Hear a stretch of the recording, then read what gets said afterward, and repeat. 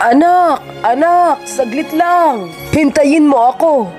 Papa, bakit naman ho kayo nakaupo sa wheelchair? Alam nyo namang pupunta ako sa blind date. Isa kayong chairman. Alam ko yun, anak. May ibibigay ako sa'yo. Papa naman. Sige na, anak. Ano na naman ba yan, Papa? Paalis pa ako. Alam mo namang wala na ang nanay mo. At kailangan kitang ingatan. Gusto kong maging maayos ang mapapangasawa mo. Siya, lakad na. Puntahan mo na. Salamat ho, pa. Paalis na ho ako. Saglit lang, anak. Isuot mo ito. Ano ba pa? Ang pangit ho niyan. Sige na, anak. Subukan mo lamang. Gamit ko rin ito dati nung makatuluyan ko ang mama mo, oh. Sige na ho. At pinagbigyan nga nitong anak ang kanyang ama. Lumayo ito saglit. Agad nitong isinuot ang damit pang mahirap. Tuwang-tuwa ang kanyang ama. Tuwang-tuwa ang ama. Sobrang ganda, anak, sa iyo. Bagay na bagay. Lumakad ka na at baka malate ka pa. Ano pa bang magagawa ko pa? Ang gandang lalaki ng anak ko. Lakad na. Ingat. Ay, nako. At pumunta ito sa likod ng kanyang tatay. Sekretary, lumakad ka na sa opisina. Ihanda mo na ang mga pinapagaya ko. Masusunod ho, chairman. Ingat ho kayo. Tara na, anak. At sinamahan na ng ama ang kanyang anak sa blind date nito. Anong klaseng date ito, ha? At isasama mo pa talaga yung ama mo? Isang may sakit at may diferensya ang mga paa? Ano ba yan? Bakit ba ganyan ka magsalita, ha? Pag-aalagaan mo pa ako ng ama mo? King siya, may dahilan siya. Sir, pasensya na po kayo sa kaibigan ko. Ano po bang dahilan at kasama niyo ang inyong ama? Maaga kasing nawala ang mama ko. At ako lamang ang kaisa-isang anak ng ama ko na nag-aalaga sa kanya. At nagtrabaho ang ama ko hanggang sa ako ay mapalaki niya para mabigyan niya ako ng magandang buhay. Sa kasipagan ng ama ko, lahat ng trabaho pinasok niya. Paghahalo ng semento at isang construction worker. Ginawa niya yon pang tuition fee para makapagtapos ako sa kolehiyo. Hanggang isang araw, nung umaakyat ang ama ko para dalhin ng mga semento hindi inaasahan, may masamang nangyari sa kanya. Hanggang sa sinabi ng doktor na hindi na raw siya makakalakad pa. Kaya eto ngayon, inaalagaan ko siya. Nauunawaan ko ang sinasabi mo. Tama lang yon na isama mo siya lagi.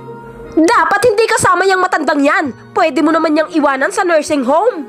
King siya, unawain mo naman ang sitwasyon nila. Mabait naman si kuya. Sinasayang lang niya ang oras ko. Kung yan ang makatuluyan ko, di pag-aalagaan pa ako niya ng kanyang ama. Kayo na lamang dalawa kung gusto mo. King siya, hindi naman sa ganon. Maya-maya ay biglang umalis ang kaibigan ni King siya.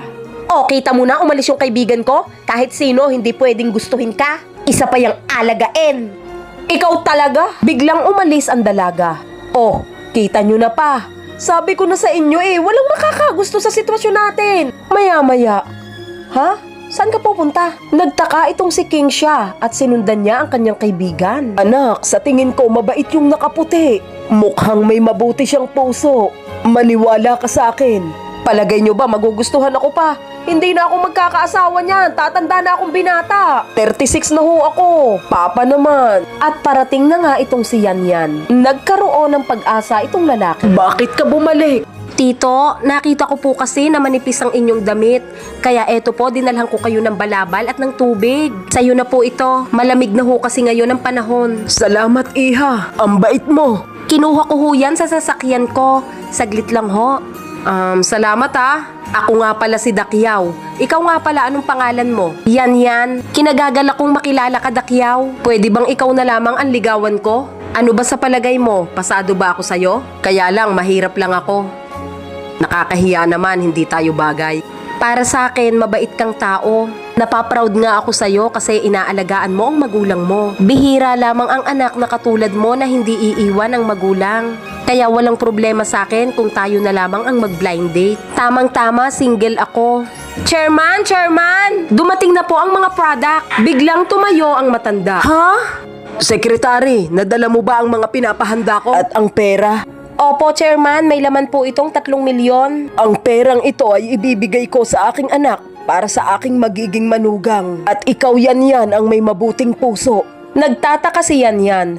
Pero, Uncle, okay lang po ba ang mga paa nyo? At bakit hubos ang tawag sa inyo? Hindi ko po maintindihan. Pasensya ka na Yan. Mula nung mawala ang kanyang ina, Ako ang naging ama at ina niya. Inalagaan hanggang sa siya ay lumaki. At ngayon nakahanda na siyang magkapamilya. Bilang isang ama, gusto ko rin siyang makatagpo ng babaeng tunay na magmamahal sa kanya at aalagaan siya. At ang lahat ng yon ay natagpuan ko sa iyo, Yan.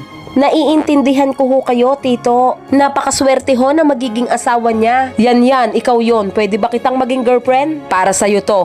Hoy, umalis ka dyan! Blind date ko to! At ako ang karapat dapat pakasalan. Bakit naman hindi mo sinabi na mayaman ka pala? Dakyaw, handa akong alagaan ang iyong ama. At magiging mabuti akong asawa para sa'yo. Aalagaan kong ama mo. Kailan may hindi ko gugustuhin ang babaeng katulad mo? At kinuha niya ang bulaklak. Si Yan ang gusto kong babae. Ano? Ipagpapalit mo ako? Isang maganda at batang-bata dyan sa babaeng yan? Hindi mo ba alam na isang taga-probinsya ang pinili mo?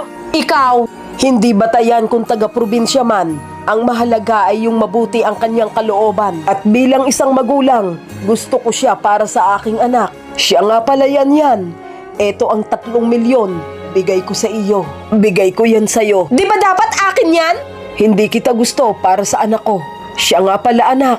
Nakahanda na ang venue sa 5-star hotel. Tara na. Ando na rin ang mga bisita. Yan, can you be my wife? Oo naman. Mga kaibigan, tama po ba ang pinili ko? Siya ay mabuting tao. Yan guys, ito lang ay nagpapatunay na sa larangan ng pag-ibig, laging nananalo ang mga taong may mabubuting puso. Sapagkat ang tunay na pagmamahal ay hindi mo makikita sa kung ano ang natapos mo or kung anong yaman meron ka. Dahil ang tunay na nagmamahal ay hindi tumitingin sa panlabas na kaanyuan or sa kung ano mang katayuan mo sa buhay. Katulad nitong si ate na mabait, at siya ay hindi nasilaw sa pera, kaya siya ay pinagpala sapagkat hindi siya mapagmataas at hindi siya mayabang. Thank you so much po and God bless you always. At sana po ay nagustuhan nyo ang kwentong ito. Na sa ngalan ng pagmamahalan, laging ang nananalo ay ang mga taong may gininto ang puso at yung mga taong mapagpakumbaba at mabait. Thank you so much po!